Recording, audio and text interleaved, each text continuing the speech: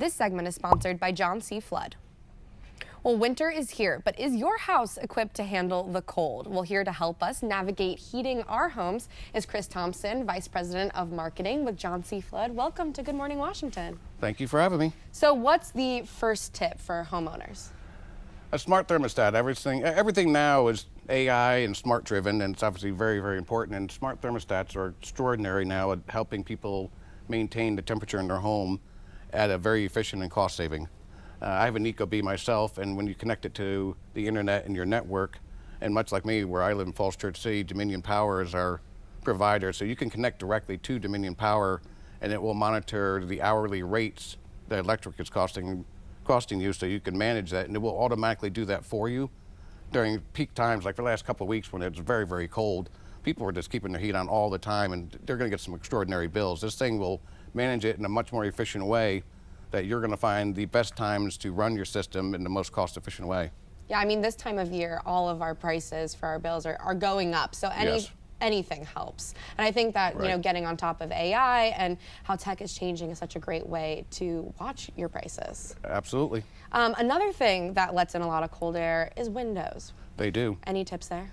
Yep, and obviously, some way to replace all their windows is not always in some ways budget. So obviously, ideally, if you have an older home and the windows haven't been replaced, replace all your windows. But realistic world, what you can do is go to a hardware store and you can find little draft dodgers where you can put down there and keep the cold out. Or they have this film you can get that you can just put around your windows that oftentimes either has double-sided tape, or you can use a little heat gun or a hair dryer that seals your windows, so that kind of solves that problem.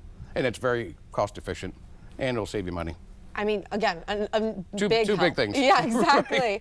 Another one, I remember growing up that we had a pipe burst Right. In our basement. It was a mess. Is it avoidable in the winter?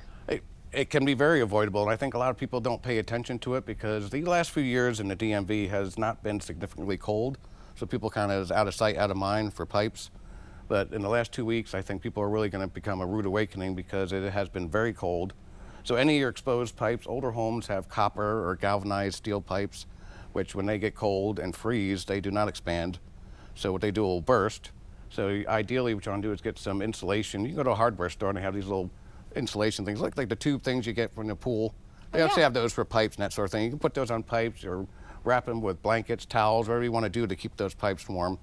If you're in the basement or if they're under a sink, leave those open and let the warm air, not the cool air, keep them warm. Because the last thing you want to do is find out right now when it starts getting above freezing consistently, people are going to start finding out that their pipes had frozen, or they probably knew they were frozen, they just don't know which one. And they're finding out some hard lessons right now. Terrible. And I never thought to just put a blanket on your pipes, just Right. cozy them up. Right. It's a very good tip. Any other tips for our viewers? Check your filter. Okay.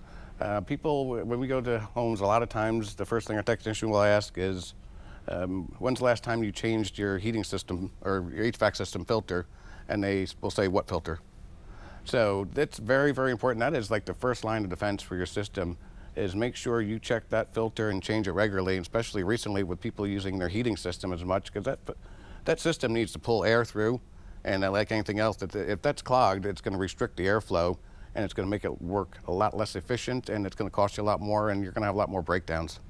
I mean, you have given us some incredible tips this morning, and I feel like your team at John C. Flood really does it all to help out your customers. If people want to go to learn more and reach out to your team, where can they go for more information? You can go to johncflood.com. We'd be happy to help you. Easy enough. Thank you so much, Chris. Thank you very much. My pleasure.